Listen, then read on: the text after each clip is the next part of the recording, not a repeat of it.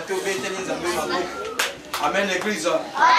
Ngongo na biso esengeli ekumisa nzambe. Maboko na biso esengeli esanjola nzambe. Amen amen. Il est vivant. Maboko na ekumisa nzambe. Loué, loué, loué. Loué Jésus, loué. Amen église. Nazomona yo ozaka makasi te. Est-ce que yo ndongo za bo oleki roi David? Ni poser une question. Est-ce que yo leki roi David? Pour roi David azako bine la nzambe mukonzi lokola e roi. Yo leki roi David. Amen église. Amen. Est-ce que yo za plus que roi David? Amen église. Amen. Roi David mokonzi azo bine la nzambe. Bible solo ba l'homme n'est pas le maître de son souffle. Pema oyo za nango ozana bokonzi ate amukete likolo na yango. Amen église. Amen. Et Nzambe ndazo peso souffle de vie oyo za nango. Yo te bien aimé. C'est pas bi kumi sans Nzambe kumi sa ye yende mukolo makamu nyonso za nango. Eh Yahweh, oh mama. Eh Yahweh,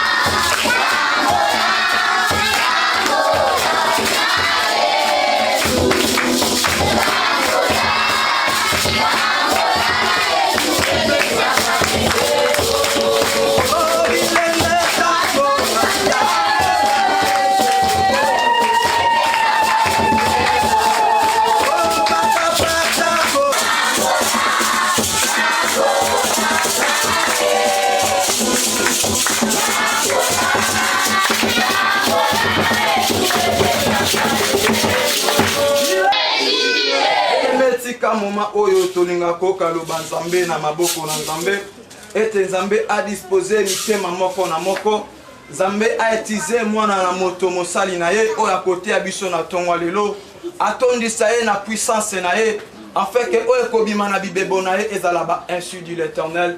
tobondeli na kombo na Yesu Kristo. Tema Seigneur, toshasa mo mosika na kombo na Yesu Kristo. Yawe tobeleli molimo na kimia na maele.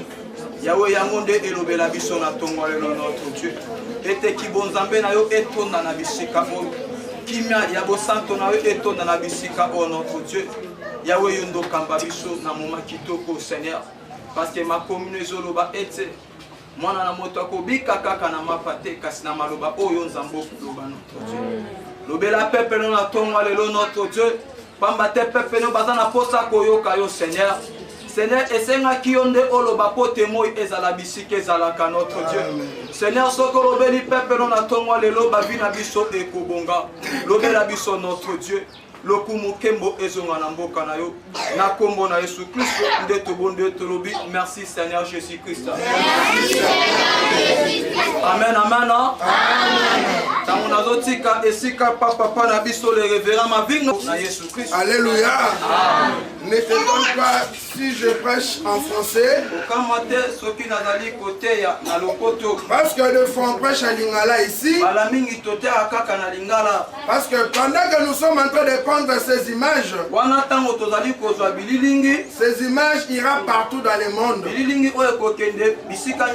Alors d'un autre côté, ils ne connaissent pas le Lingala. Mais la langue française peut leur permettre afin d'écouter bien le message. Alléluia. D'ailleurs à l'école vous étudiez en français, non? Oui ou non? Vous écoutez aussi la langue française? Ça va. Mettez-nous debout, on va de la parole. Je suis dans le livre d'Apocalypse. Apocalypse chapitre 12. S'il te plaît, mets-toi debout pour honorer la parole de Dieu. Je commence par le verset 7. Il y guerre dans le ciel. Michel et ses anges combattirent contre les dragons. Et les dragons et ses anges combattirent. Mais ils ne furent pas les plus forts. Et leur place ne fut plus trouvée dans les cieux. Et il fut précipité les grands dragons, les serpents anciens appelés les diables.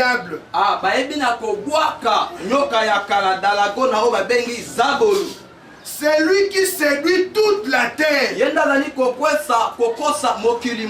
Il fut précipité sur la terre et ses anges furent précipités avec lui. Alléluia. Je prends le verset 12. C'est pourquoi réjouissez-vous cieux. Et vous qui habitez dans les cieux. Malheur à la terre et à la mer. Car le diable est descendu vers vous, animé d'une grande colère, sachant qu'il a peu de temps. Alléluia. Maintenant nous te disons merci Seigneur. Seigneur, prends contrôle de cette salle, Seigneur. Comme la parole vient de nous dire, Seigneur, que le diable est descendu sur la terre avec une grande colère. Parce que il n'a pas trouvé de la place dans les cieux, Seigneur. Mais nous aussi ici, Seigneur Jésus, nous n'avons pas besoin de lui ce matin. Et nous les chassons avec ces affaires dans le nom de Jésus. Seigneur Jésus, prends contrôle de ce culte, Seigneur Jésus. Et bénis chacun de nous. Bénis mon frère qui m'interprète. Ouais, moi aussi, Seigneur Jésus. Et garde-moi du chemin, Seigneur Jésus. Toi-même viens parler à ton peuple. Seigneur Jésus, à toi l'honneur, la gloire pour ce qui est ici. Au nom de Jésus-Christ. Amen. Alléluia. Vous vous asseoir. Acclamez très fort pour la parole de Dieu.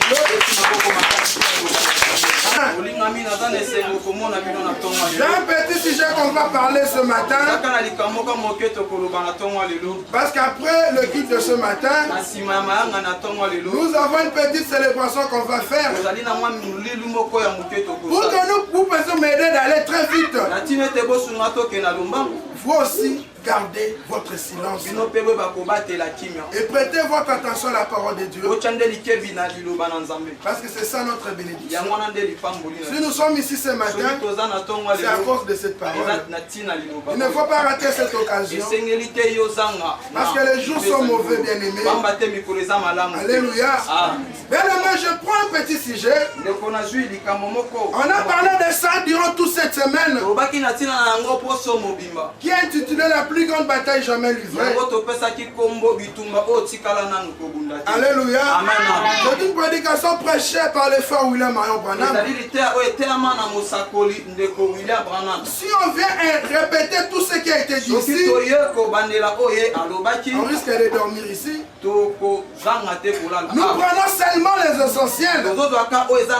Alléluia.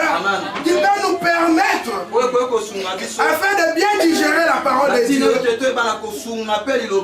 Car la Bible nous dit, j'ai envoyé la parole de Dieu et la parole vous a délivré. Alléluia. Dans la plus grande bataille jamais livrée, le combat commence d'abord par la position de l'ennemi. Alléluia. Parce que là où tu es là où on t'a placé, si tu te déplaces, tu pars à la place de ton ami, c'est déjà un désordre. Parce qu'une fois te dire, moi j'étais assis ici, mais pourquoi toi tu prends ma place? Ah, toi aussi tu as ta place aussi. Est-ce que vous me comprenez? La position des chrétiens. Un chrétien doit rester dans la parole de Dieu. Un chrétien ne peut pas se distraire dans les champs de ce monde. Pourquoi? Parce que Dieu veut t'utiliser. Dieu a besoin de toi ce matin. Les amis, vous m'écoutez? Dieu a besoin de toi. Dis, Dieu a besoin de moi. Dieu a besoin de moi. Si tu es ici ce matin, parce que Dieu veut passer dans ta vie et faire de grandes choses. Parce que Dieu est esprit. On ne voit pas Dieu. Mais si on peut voir Dieu, on doit voir Dieu à travers ses enfants. Est-ce que vous me comprenez? Le diable aussi dans son côté, lui aussi, il a besoin de personnes qu'il veut utiliser, qu'il veut les séduire. C'est ça notre première bataille. Et le Seigneur s'est mis à l'œuvre pour te révéler de grandes choses. Pour te dire qu'après cette vie ici, il y a une autre vie qui t'attend. Alléluia. Des fois je chante ça ici.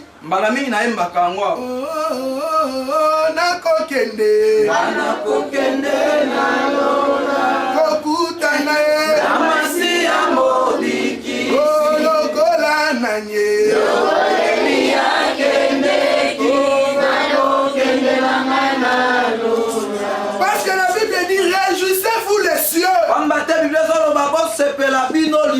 mais malheur à la terre. Mais la Bible nous dit, nous sommes ici sur la terre, mais nous ne sommes pas de cette terre. Vous me comprenez? Nous sommes ici dans ce monde, mais nous ne sommes pas de ce monde. Quelle que soit nous pétinons cette terre, mais nous sommes obligés de nous dire, nous sommes des représentants la Jérusalem céleste. Alléluia. Amen. Nous voulons que chacun puisse être à sa place. Comme les étoiles qui sont dans les cieux. Alléluia. Amen. Dieu a mis chaque étoile à sa place. Jamais une étoile veut dire que non, pousse-toi un peu. Je vais prendre ta place. Il y a de l'ordre dans les cieux. Alléluia. Comme toi aussi tu peux regarder les cieux et voir qu'il y a un ordre dans les cieux. Mais ici dans l'armée terrestre, il y a un grand désordre. Alléluia. Ce matin je vais te dire que tu dois voir bien ta position. Alléluia. Amen. Tu dois garder ta position. Ne cherche pas la place de l'autre. N'envie pas. Alléluia. Parce que peut-être de toi tu es plus spécial que l'autre. Mais du fait que tu te distrais, c'est à partir de là les combats commencent. Garde ta position, bien-aimé. Est-ce qu'il y a des gens qui peuvent garder sa position ce matin? Gloire au Seigneur. Amen. D'autres sont nés le matin. Et d'autres sont nés le soir. Et nous sommes obligés de nous réjouir. Donc, comment Dieu nous a placés sur la terre? Alléluia. Amen. Parce que ce matin, je vais te dire, il n'y a que deux puissances. Il n'y en a pas trois. Il y a la puissance de Dieu et la puissance du diable. Alléluia. Si tu ne reconnais pas que la puissance du diable existe, peut-être déjà, le diable utilise de sa côté. Elle me regardez-moi très bien. Je ne serai pas là. Mais je vais repousser très bien digérer. Il y a des puissances sur la terre. Il y a la puissance de Dieu qui donne la vie. Il y a la puissance de Satan qui donne la mort. Est-ce que vous me comprenez? Il est vivant. Il est vivant. La puissance de Dieu.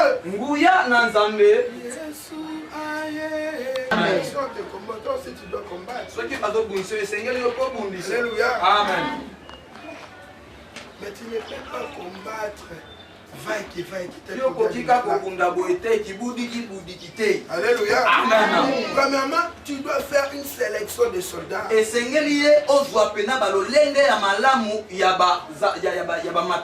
Alléluia. Amen. Vérifier.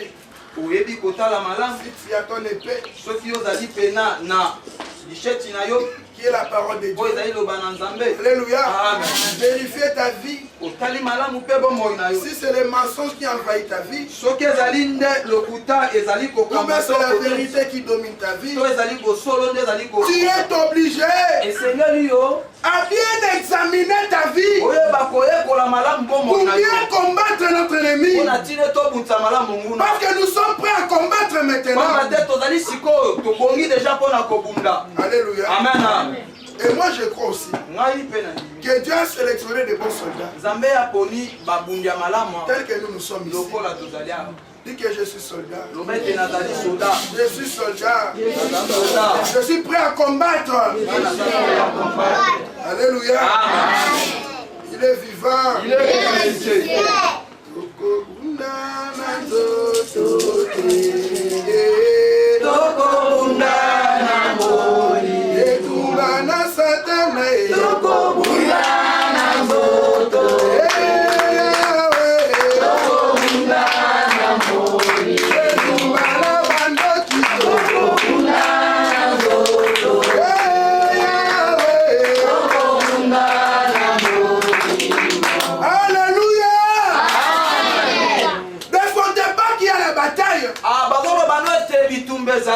Pas une petite bataille, mais une grande bataille que tu es obligé de livrer.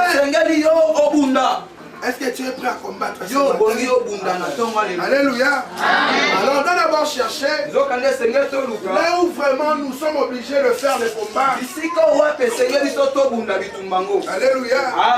Là où nous venons de lire ici ce matin, il y avait une guerre dans le ciel. Alléluia. Là où le combat a commencé, n'était pas ici sur la terre. Je crois que tu seras étonné ce matin. Je te demandais que comment dans le ciel il y aura peut-être un combat là-bas. Alléluia. Lucifer vient d'où? Lucifer vient dans le ciel. Bien aimé, ne sois pas distrait. Alléluia. Amen. Parce que ce sont des secrets. Alléluia. Amen. Que je vais te donner ce matin. Afin que tu puisses bien combattre contre les dominations, contre les liens familiales, contre les sorciers du quartier. Alléluia. Amen. Je suis venu ce matin simplement pour te livrer les secrets. Parce qu'il y a la bataille. Alléluia. Amen. Je ne peux pas dire que vraiment mais pendant que toi tu ne combats pas, je te dis que la première bataille a commencé dans les cieux. Kerena.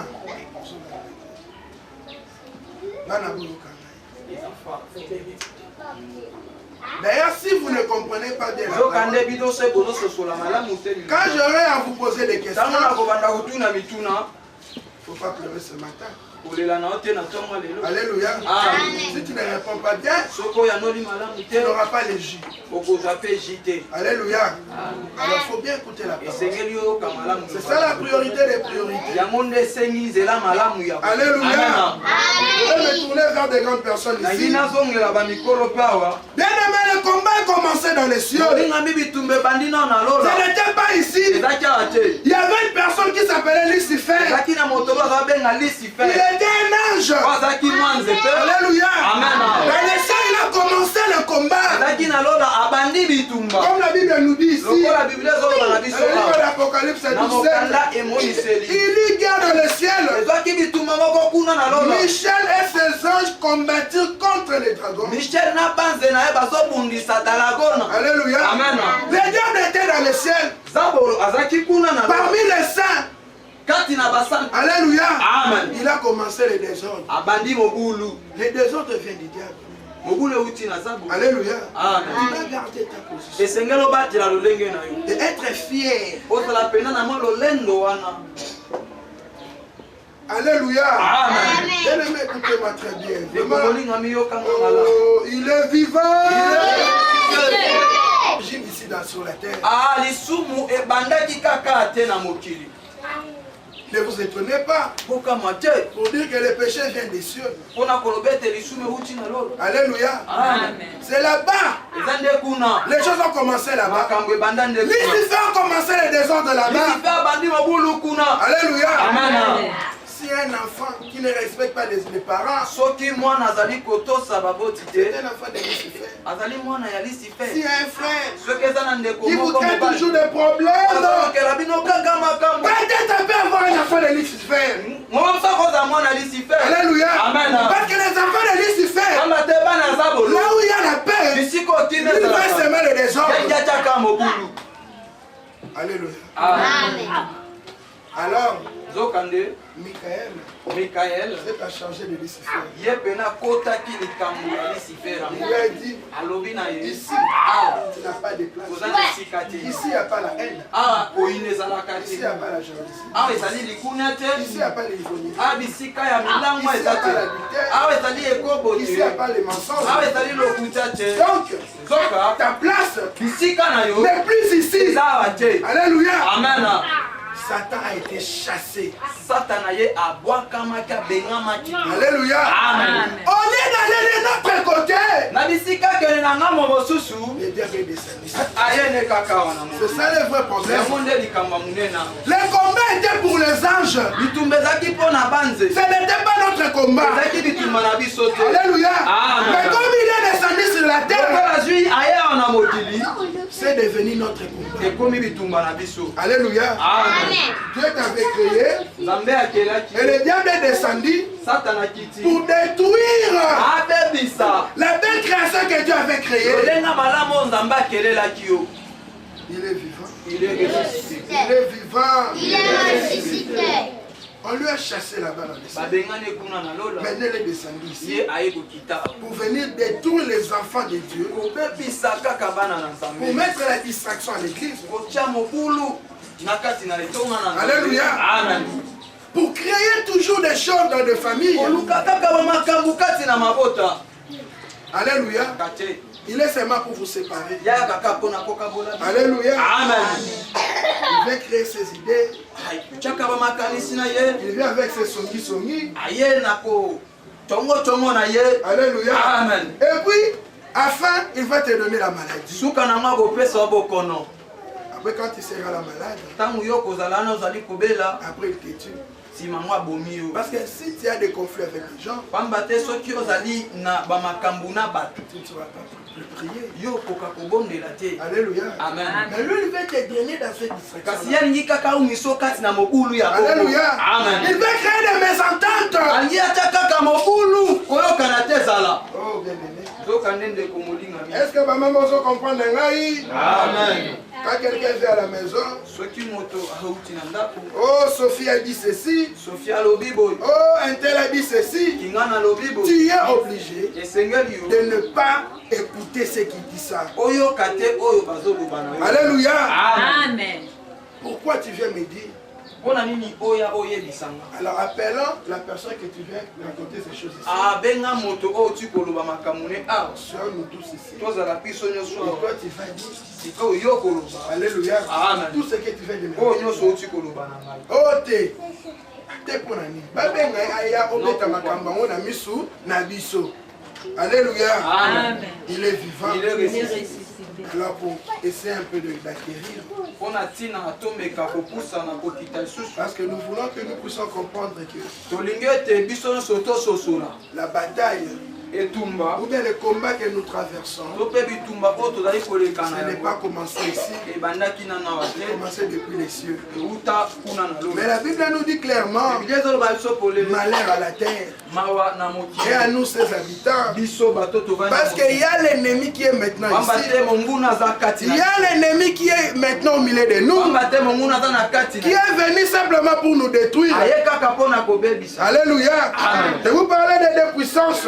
Il y a la puissance de Dieu qui donne la vie. Il y a la puissance du diable qui donne la mort. Mais moi je te dis ce matin, ne te distrais pas. Alléluia. Sache-le bien. Votre ennemi est le diable. Le diable n'est pas notre ami. Le diable est notre ennemi. Le diable est notre ennemi. Le diable est notre ennemi. L'ennemi comme ça, le camarade n'a Satan à terre. Le diable est ici sur la terre pour nous distraire. Alors nous qui habitons la terre, qu'est-ce qu'on peut faire? Alléluia. Amen. Je crois que c'est le livre de Pierre qui nous donne la réponse. Alléluia. Amen. Soyez sobres. Veillez votre adversaire le diable. La Bible dit bien votre adversaire. Si on te dit que celui-ci est votre adversaire, alléluia. Amen. Tu dois veiller sur lui. Alléluia. Amen. Bana, baby so ke na nzela wana bakuluna bazana. Est-ce que vous koleka? Parce que bakuluna bazana nini? Quand on te dit que ici sur la terre, le diable habite ici. Alléluia. Amen. Tu es obligé d'être vigilant. Parce que quelle est la position que le diable prend sur la terre? Il est comme un lion rugissant, cherchant qui il dévorera. Oh bien-aimé, écoutez-moi très bien. Donc Donc tout autour de nous, le diable est là. Comme un lion rugissant. Très fâché contre nous. Parce que nous sommes du côté de Jésus-Christ. Alléluia. Alors lui, il est en train de rôder tout autour de nous. Parce qu'il n'a pas trouvé sa place dans notre cœur. Alors il est très fâché pour nous. Alors maintenant il veut nous détruire. Alléluia. Amen. Comment est-ce que le diable peut nous détruire? Le diable utilise toujours la ruse. Alléluia. Amen. Quand nous parlons de la ruse, alléluia. Amen. C'est l'intelligence pervertie. Alléluia. Amen. Ça se présente comme de l'intelligence, mais c'est renversé. Derrière cette intelligence-là, il y a quelque chose de mauvais. Résistez-lui avec une foi ferme. Alléluia. Amen. Alléluia. Amen. Oh. Le champ de bataille est commencé. Alléluia. Parce que nous avons compris que le combat commençait dans le ciel et le diable était précipité sur la terre. Et oui, ici sur la terre, le diable est là tout autour des enfants de Dieu. C'est lui qui sera distrait. Le diable va les dévorer. Alléluia. Mais nous sommes obligés de les résister avec une foi ferme. Alléluia. Vous allez me demander, pasteur, où est-ce qu'on peut combattre contre le diable? Où est-ce que? Quel est le lieu de bataille? C'est dans la pensée. Alléluia. Amen. Qu'est-ce que tu réfléchis dans ta vie? Est-ce que tu places la parole de Dieu ou bien tu places les doutes? Alléluia. Amen. Parce que le diable veut que tu puisses être animé de doutes afin de ne pas croire l'œuvre que Dieu fait. Est-ce que vous me comprenez? Le diable veut te distraire, mon frère. Il veut te dire que l'ensemble ou Belaka. Mais biso Satan est un mbangu. Oh, c'est faux. Alléluia. Il est vivant. Là où tu prends les décisions, c'est là où que tu dois affronter l'ennemi. C'est aux rêver. Question répondre au pasteur. Ici, quand il alléluia. Amen. Qu'est-ce que tu mets dans ta tête? Ou bien qu'est-ce que tu raisonnes, bien aimé? Au lieu de croire à la parole de Dieu. Alléluia. Amen. Toi tu mets beaucoup de réflexions. Alléluia. Amen. Il est vivant. Il est ressuscité. Les champs de bataille pour nous les chrétiens. Là où nous sommes obligés d'affronter l'ennemi, c'est dans la pensée. Alléluia. Amen.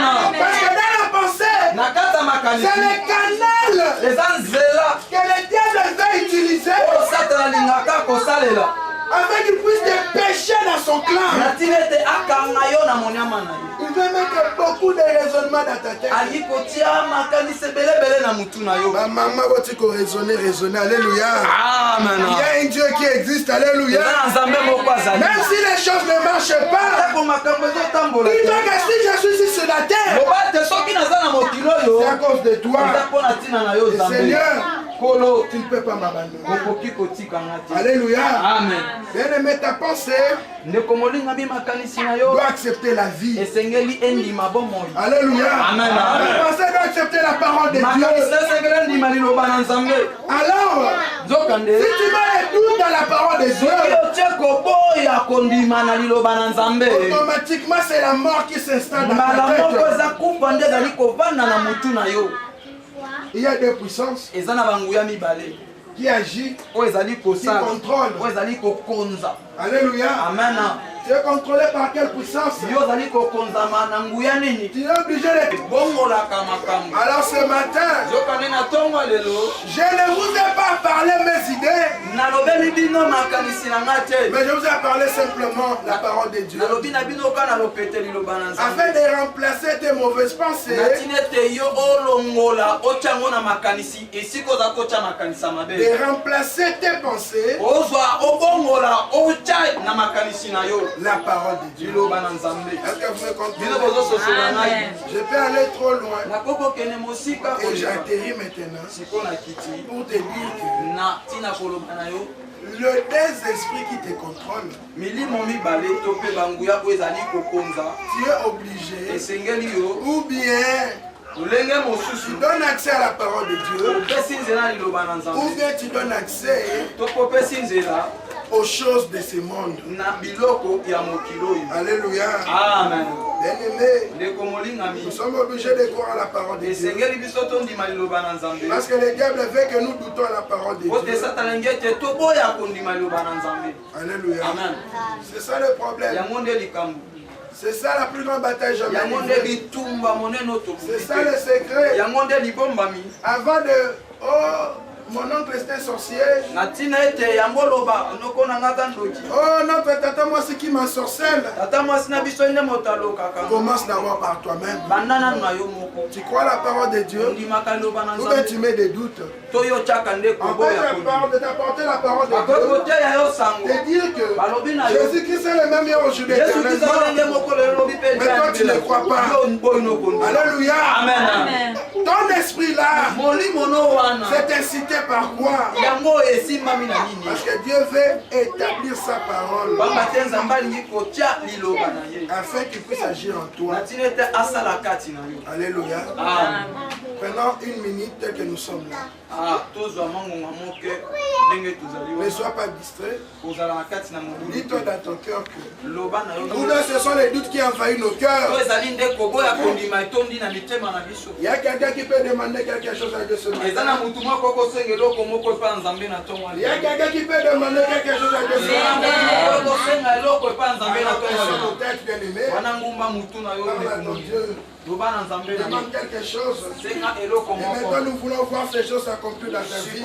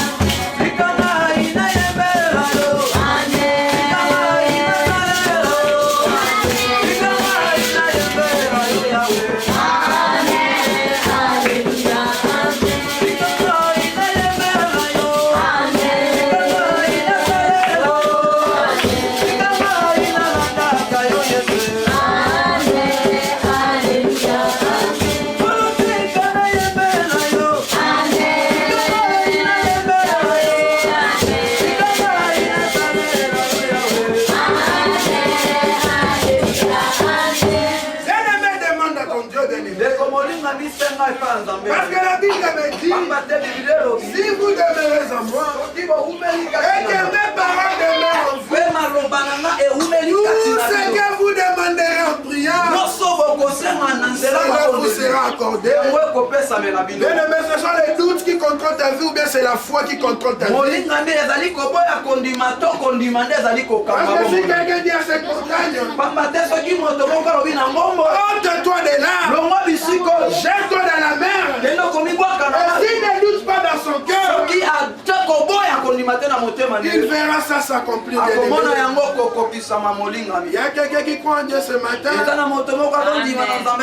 Parle à ton Dieu encore ce matin. Prions dans le nom de Jésus. Nous nous croyons en toi, Seigneur Jésus. Nous nous croyons en toute la parole, Seigneur Jésus. Oh Dieu Tout-Puissant, Père des gloires. Il n'y a pas une autre chose qui dépasse ta parole, Seigneur Jésus. Oh Père des gloires, faites que ta parole puisse remplacer toutes nos mauvaises pensées.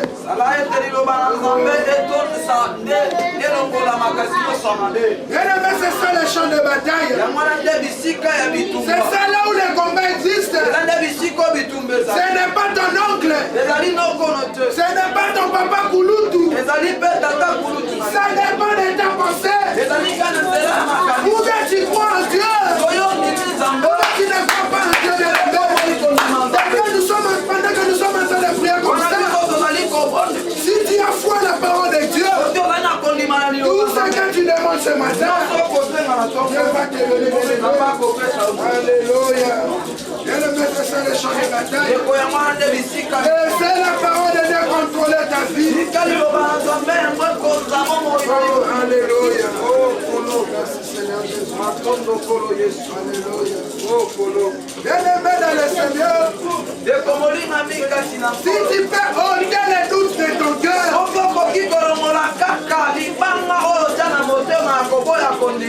bien-aimé, pendant que Jésus était devant la tombe de Lazare,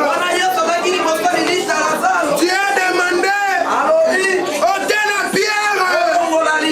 Alléluia. Nous voulons que les doutes puissent quitter nos cœurs.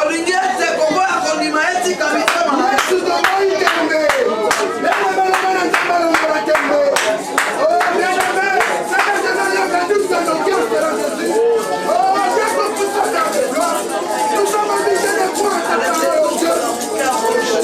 Je veux croire à ta parole, parce que je sais que ta parole se trouve vérité dans mon cœur. Enlève les doutes dans mon cœur.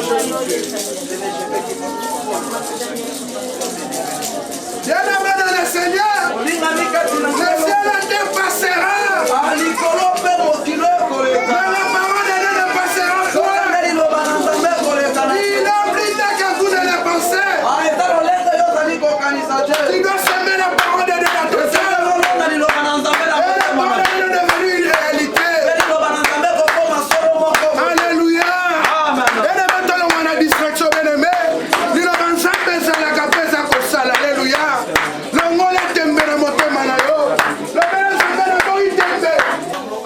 Les révérends ma vie n'a pas allé père spirituel na biso ye wana atelemi donc tobete non za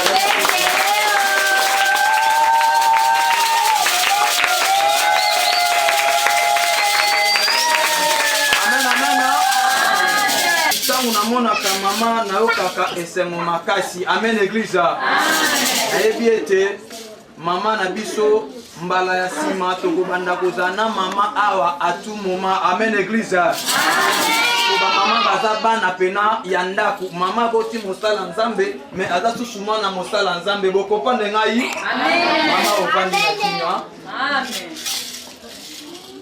mama yeye moko te bien-aimé révérend Mavinga abotami na bandeko mama yeye moko te toza pe na ba grande sœur bazali awa baleki pe bazali awa amen église bana pe bazali awa tobandi nanu kosenga grande sœur atelemi nanu liboso tobetela pe nzambe maboko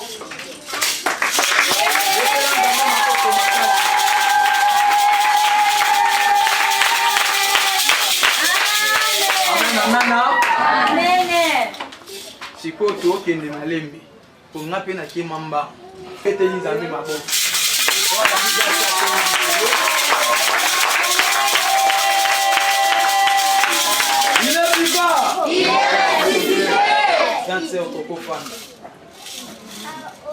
o alandi gantse atemi likolo to pe o alandi mosala nzambe atemi likolo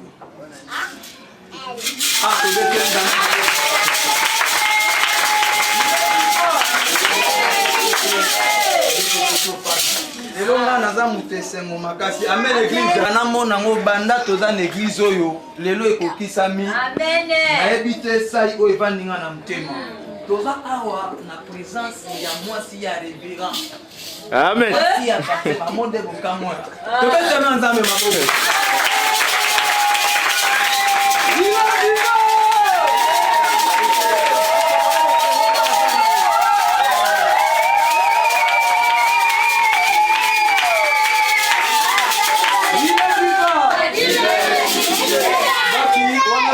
Toti kotelema. Moi si ya le révérend Mavinga. Amen église. Aye paye mon côté. Bana bazali awa tozo présenter bino.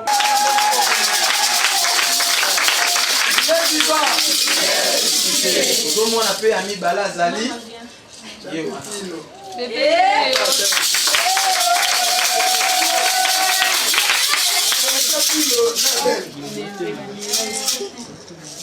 Tozana neve tozala na ye déjà mwana ndako.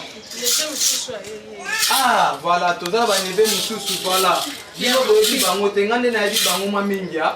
Ngande na mona ka bango. Osusu oto kobenga la lingala mwana kazi. Ya revera kante ya Mavinga ye wana azana pembeni ya mwana ne ya liboso tobete nzambe maboko.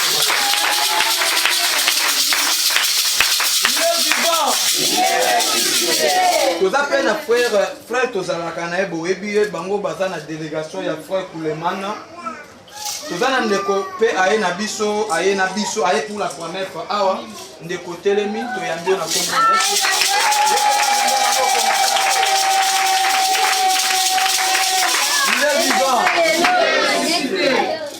Bien aimé, lelo toza pena batu ya kopambwama parce que tosali constant chaque jour tu as mbakama mutu moko de eza bénédiction oete tokabola na bango moi jus moi biscuit à rapport ya programme na biso oyo tobengi j'aime les enfants. Alléluia. Amen. Programme oyo ezoloba clair aye lobi frère Basta programme na linga lelakisi lingi bana kombo programme na linga lelakisi programme de libongisi mabongisi oyo tolingi bana yo fo linga bana ata baleki no fosa nini olinga bango biso bakristo fo toza na bolingo yango na programme oyo tobandaki liboso yoka ngai tolingi tosilisa mo ekongo makasi na programme oyo tobandaki liboso na mama Ngudianza